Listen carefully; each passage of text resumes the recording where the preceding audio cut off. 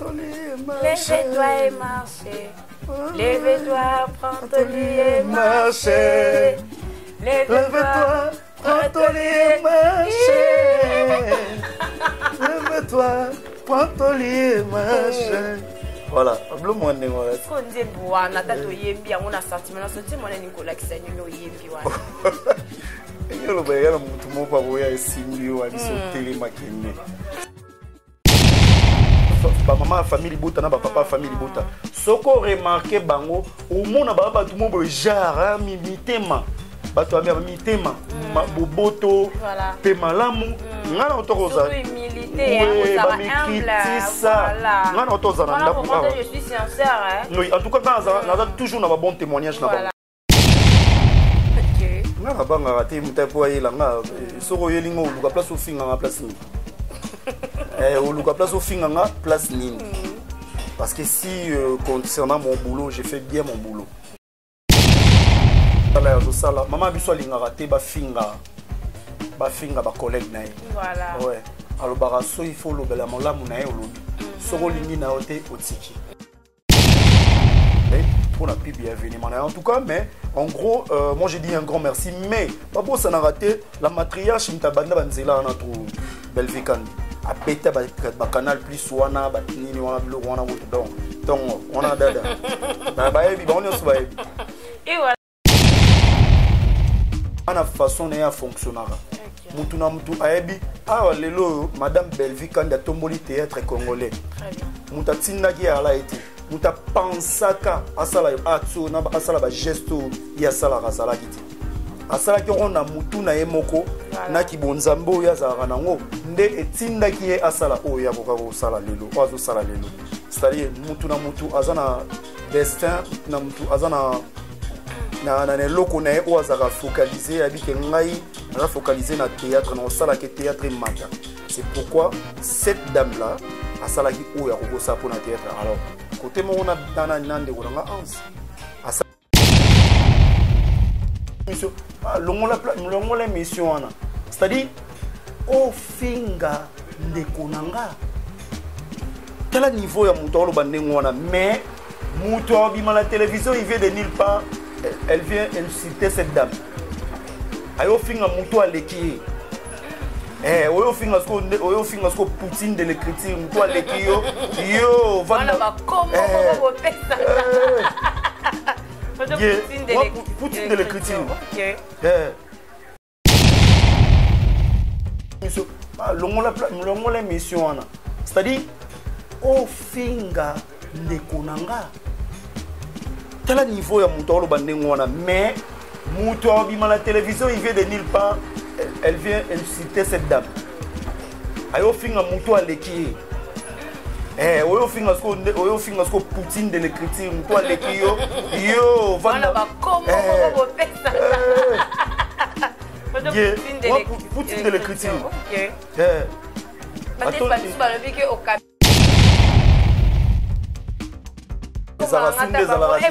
y a le roi Papé Lombe Vanda na déjà na kitina abimisi nani abimisi Belvi abimisi Sila Bissalo. Oh pardon, t'as non moi ouais monsieur ndiko kende kusala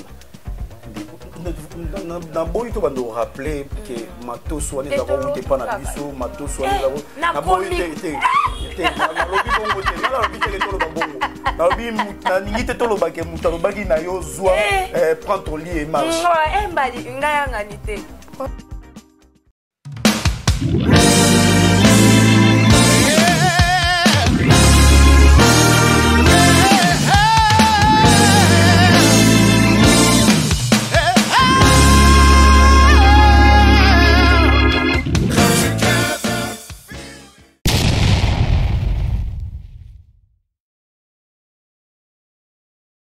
Bonjour, bon après-midi, bonsoir, très chers internautes partout dans le monde entier. Bisca Owapi Bozul, Bisca Nyos Rapito, Bozul Ibaku Yakolanda, émission à Misso, coup circuit, Oyo et Kamba Makalanga, chancé Siana, la Cléopâtre, IGF de la presse, mon Asuka Bassouni, Soumi, les Bomessana, Touchou, Kobe, Nangai, les lots invités Nangai, Ezabo Bob Molema, Ezabo Bob Molema, Owapi Torufan, Naroma, Tozo, ça déjà, sauce, donc sauce, Eza déjà à Kobe, là, des cas, la Messana Koloba, Eza déjà la Messa, Tozo, Liango, et Longo, Nabande Kobalandia. Actu final à la télévision Montréal, je sais que vous allez toujours dans la façon bonjour. Bonjour la Cléopâtre. Ouais, ça va, tout va bien. Et puis, actu final. Voilà. Nazongili ce soir au palais. En tout cas, je voulais dire un grand bonjour. Et puis un grand merci à Boss Miguel. Voilà. Malgré tout, tout le monde a le soutien, tout le monde a le soutien. En tout cas, Boss Miguel n'a pas su. Merci, nous sommes vraiment reconnaissants envers nous surtout. Okay. Et puis, merci à A12, un ami de longue date. Donc, c'est un bon caméraman réalisateur. Vraiment. Et je dis vraiment un grand merci. Et puis, je dis un grand merci à maman Blandine. Place au Vandia, donc, et puis Fabrice, surtout Paulin. En tout cas, merci Penayo, Chacha Nandeng pensé nanga. Na yebe ku tute keza eza boss Miguel. Vraiment. En tout cas, na yebe diga ke ba ente ba nini kuma na ngwebele bela donc. En tout cas, na pesi boss Miguel na bi ke émission ngana za ngai. OK, merci beaucoup. Je profite aussi de saluer Ibrahim Salah. Il y a eu une émission déjà consommée. Il y a eu une boluka qui bon parce que babenga ki ngai nazala nga songi mais nazala clair. Babenga ki ngai. Pourquoi pas Bob Molema yepe boye pe le barabien yepe fa ça ya Bob yé tozana déjà awa nakati ya plateau na biso ya Bob boni basango ya famille Bota. Ouais, famille Bota ça va. Kimia Nzambazo Sala Shalom na pesi famille Bota Mbote place mignon surtout Bozali. La maman chérie à moi aussi donc on a pesi mignon Mbote base tout à Londres, base à Paris, il y a Bruxelles, il y a Kinshasa famille Bota TikTok en tout cas on a pesi mignon Bota trop. Maman Abuso la matriarche Azalaki na Belgique, Akenaï Moussala. Moussala Bengaki en tout cas Azalaki marraine il y a événement il est gars qui na Bruxelles wana. Concernant orphelin il fallait ONG Morezo Sala et orphelinat awa en tout cas marraine ezalaki maman Belvi quand il est à Salaki wana comme hôte nakati ya événement wana batu bautaki de part et d'autre basombaki ba billet pour na koya kotala madame Belvi ainsi que coup de pouce na bango nakati ya événement oui. À Salaki Bongo 10 jours et puis elle est rentrée ici à Kinshasa et semaine passée à Kinshasa oui semaine passée à déjà à Kinshasa et donc à Zanae Awa pour na Pesabino le meilleur na Bellevue TV et puis Candy Star. Voilà, merci beaucoup Toki Bongo Bob Molema ndinga utikopé c'est la vraiment apesi basango ya maman Bellevue Candy mokobo utiko kandi moka utiko bazala kité azali pour le moment aza awa na kati ya Kinshasa boni basango ya film na bino armée de guerre. Ouais on a ebisa rabino et loko wana signature et go ratété. Vraiment. Et go ratété signature à Poutine et go ratété en tout cas ça va mieux.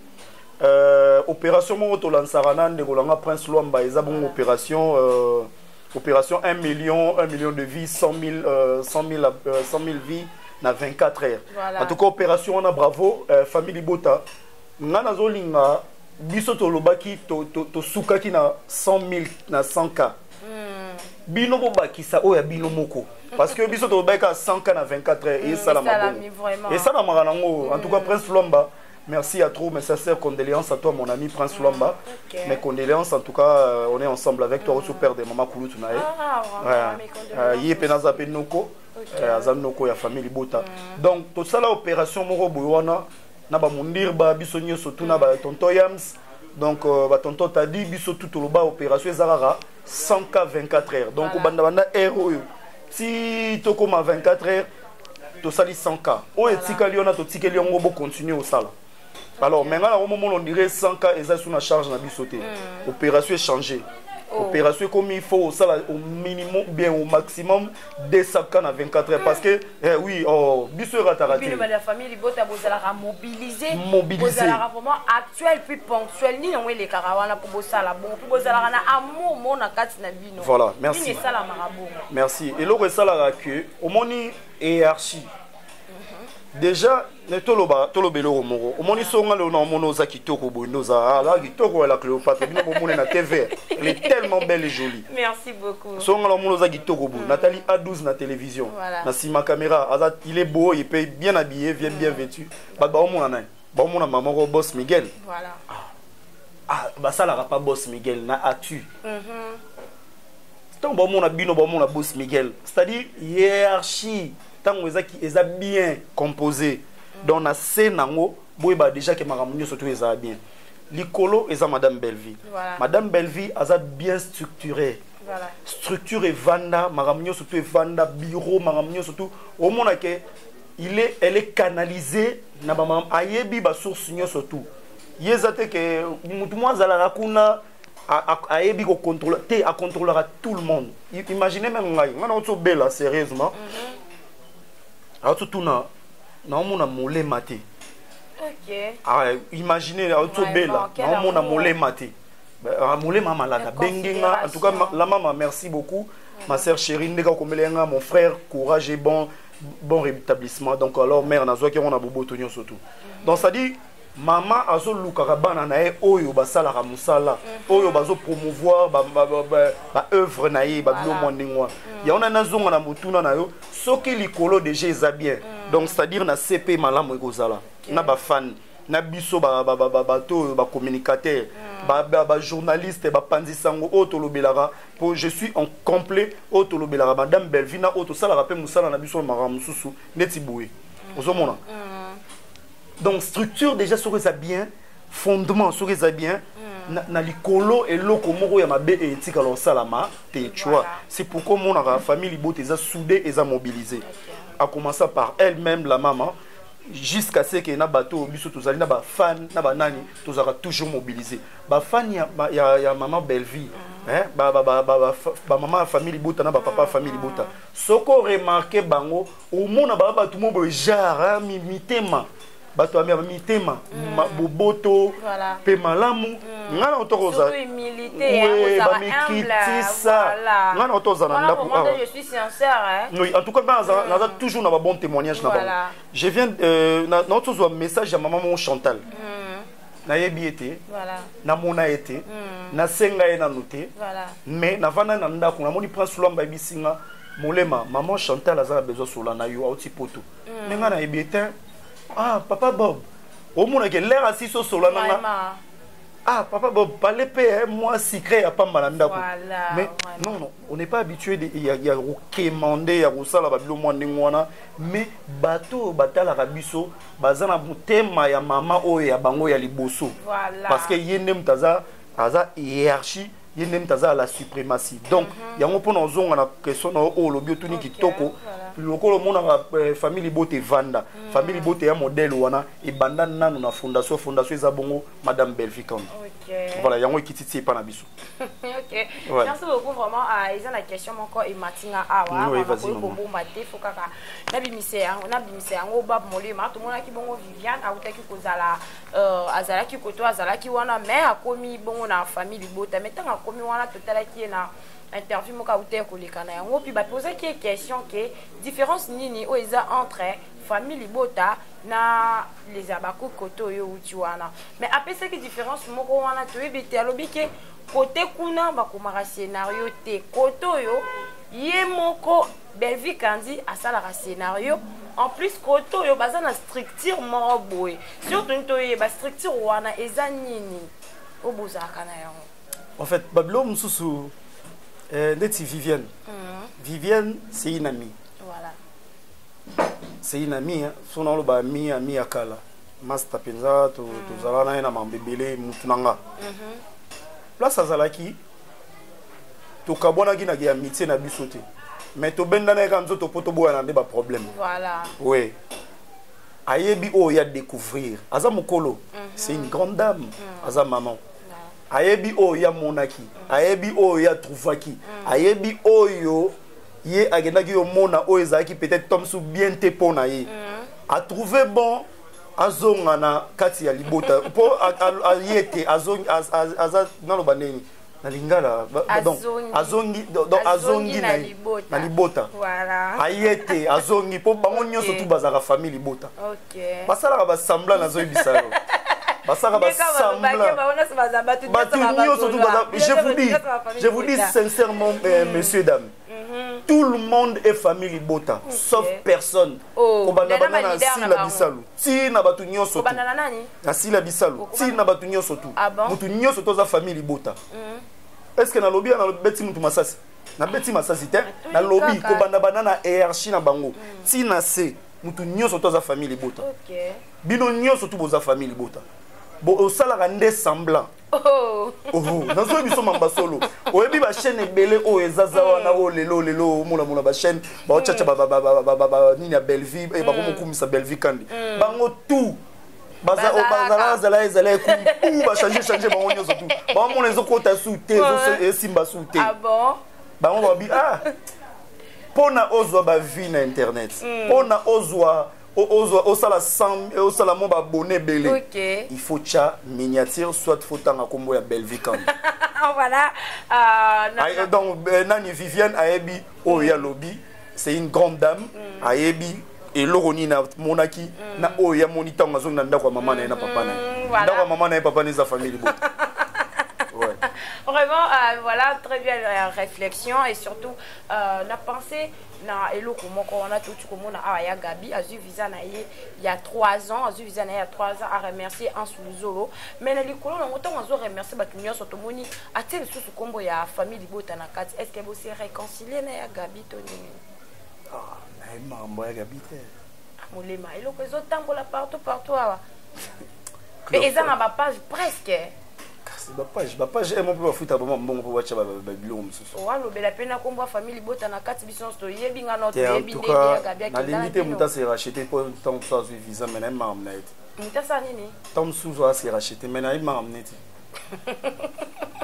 ono zo banga yela bino susu njoto toni te ngai na banga mutu hein OK na banga te muta po yela nga soko yelingo uluka place ofinga nga place ni oluka place ofinga nga place nini parce que si concernant mon boulot j'ai fait bien mon boulot soko na nenga parler penza soko na boulot soko na parler en tout cas parler na vanda parce qu'on a batté ton yo luko yo finga nga oluko finga nga ndeti nini po to yebi atumbara na ye on ndeti nini yango zo banga so les avion na mataba avion na mata pona oto sala pe libanda kala mikolo kaka na oto sala libanda ka mikolo so na TikTok nanga so to ta TikTok nanga oto sala libanda kala mingi te ya mais na chela ke o makele te na kama mutu to déplacer na ndem ta a filma ki asali sali yango donc c'est-à-dire na ebité mutu yo tumbanga po tumbanga ndeti na nini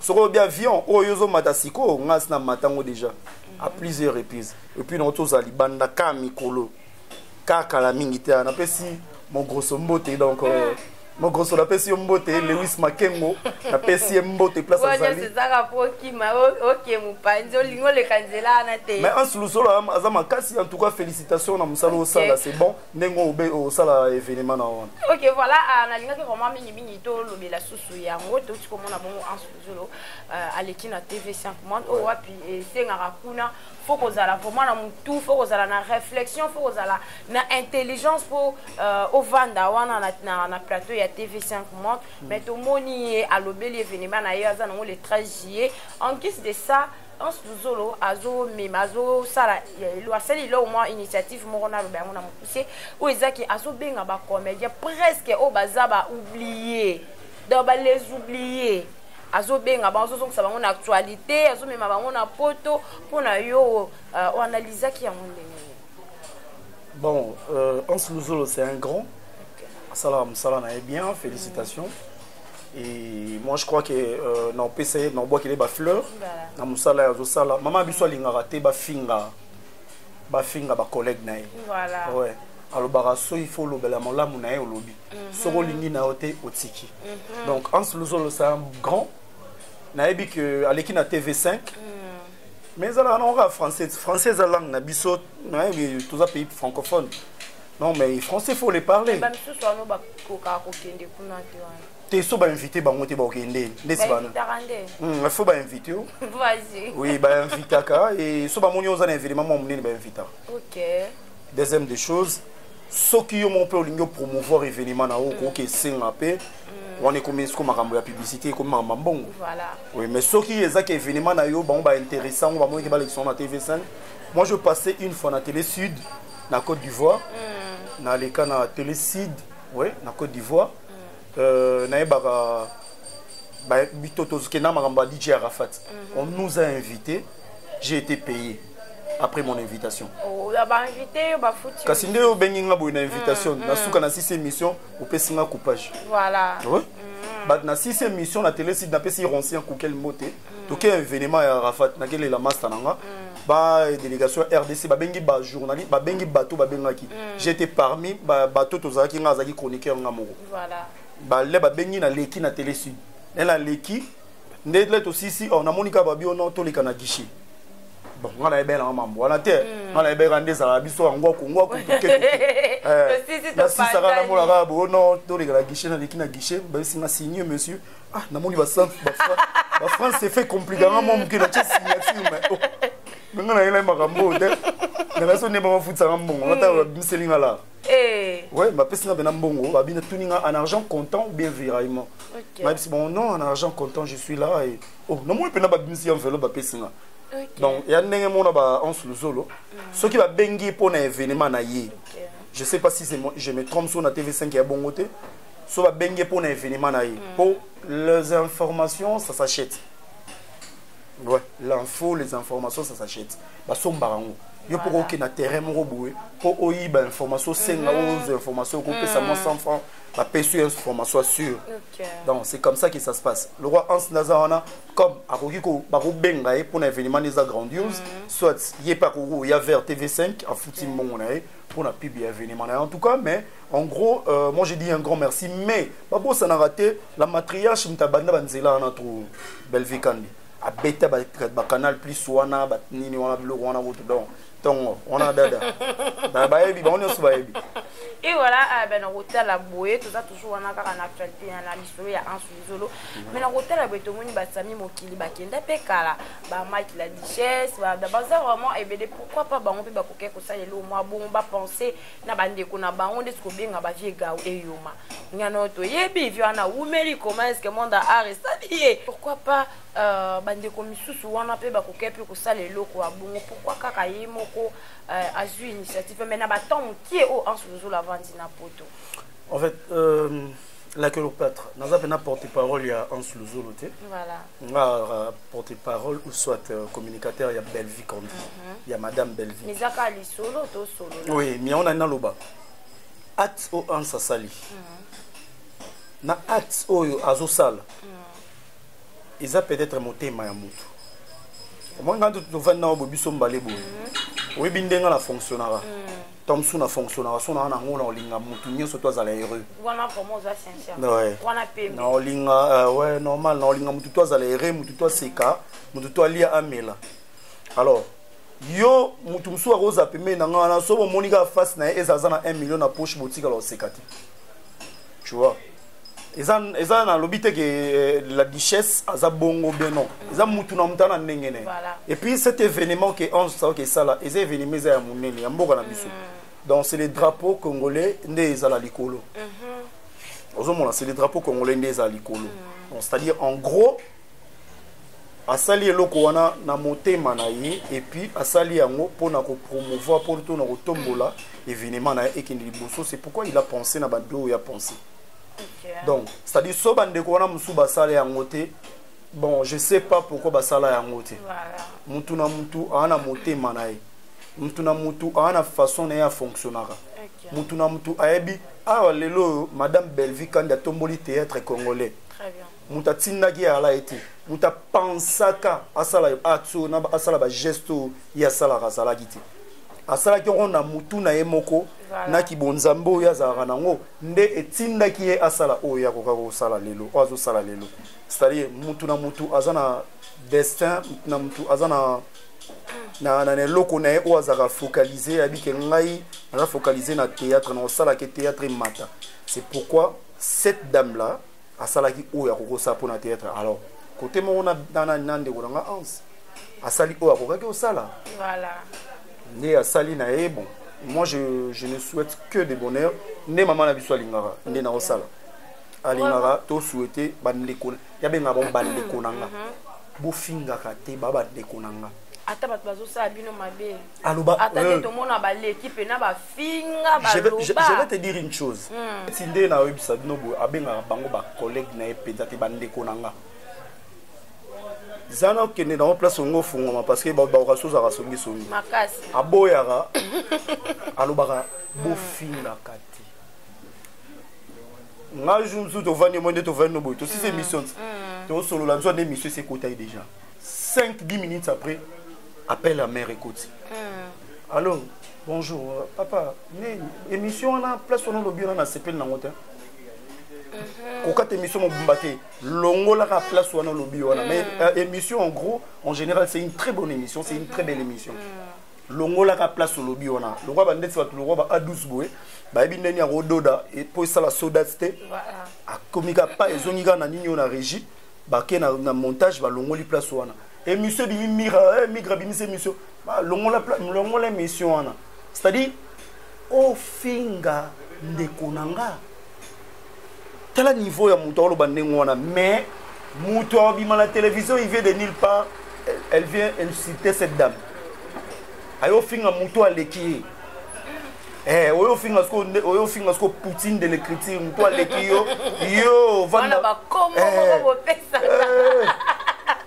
Poutine de l'écriture. OK. Au capi de l'écriture. Poutine de l'écriture. Belle vie kandi atondi Gracia. Théâtre ezali na yo. Oh. Asuiga wana. Aza mystique na zo biso. Aza mystique. Ta yomo otolo balam de guerre. Yomo otali film bo ozili boma. Voilà. Oloba mwana mwasi oyo alala wapi. Alala ndako na ye avani na sazo koma. Na lobaka à chaque instant botika ko diembe la belle vie. Belle vie n'est pas votre ami. Votre ami na bisaka bino ba camarade na nino ezali ba poudre na ba fraude de teint na ba rouge à lèvres. Oh. Belle vie son ami c'est l'écriture. Et ça papier. Ba camarade na bango ba camarade na bango za belle vie te. Batika ko diembe la belle vie ba camarade na eza papier na bic. Mais bango baninga na bango eza ba poudre na ba fraude de teint. Fraude de teint o baba neti yukutu ndio chino lo te. Et c'est pété. Continue là, pardon. Parce qu'elle est kelingai. T'es dans le mal la fingi. Tu fingi ya moja. Voilà. Na bibi ne pe na mamwana na makambo ana te. Oui, dans la route na mamwana. Voilà. Donc bocha ba fraude de teint botika la belle vie comment. Vous avez la songi na raza ba kosa oza songi ya solo.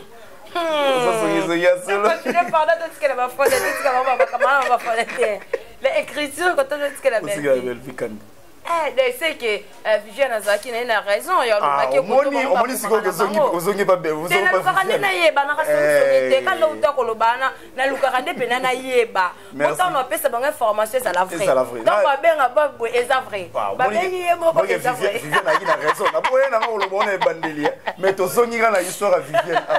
merci beaucoup. On a pas si ma Blandine Bota trop place à Zali donc mère nanga yona ye dans la Tcheba Salam place à Zali donc tozongi ga place Viviane na boyeke lo bon mingi yango tozongi na kata makambo. OK.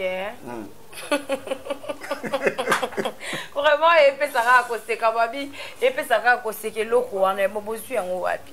Et bimi ka be maman tanta et puis nous va mystique. Na na bonara e mona ba nazala ba bilo muso eza dans les oubliettes. So na bimisa mo siko e bima na. Ezala na. Ba ba e ba ko finga ngana e bi oloba. Différence. Différence yango na betu par rapport na ba aux différences yena. OK. Voilà, il y a on dirait ndé nazo sala ba analyse mikolo ndé nazo kendela ndé nazo kota nazo tala vraiment on dirait ba mikolo nyonso wana Belgique a déjà récupéré bango.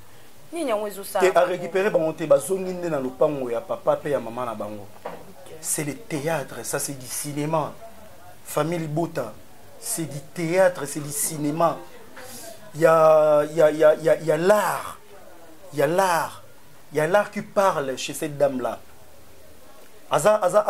Au moment où non, je prends l'art et je prends le cinéma congolais entre mes mains par la signature de Papa Elombe. Mais pourquoi pas, excusez-moi, pourquoi pas l'honorer? Pourquoi pas dans les gens qui sont extravagants, qui sont le colo trop mais et ma blasphème parce que on peut vénérer petit. Et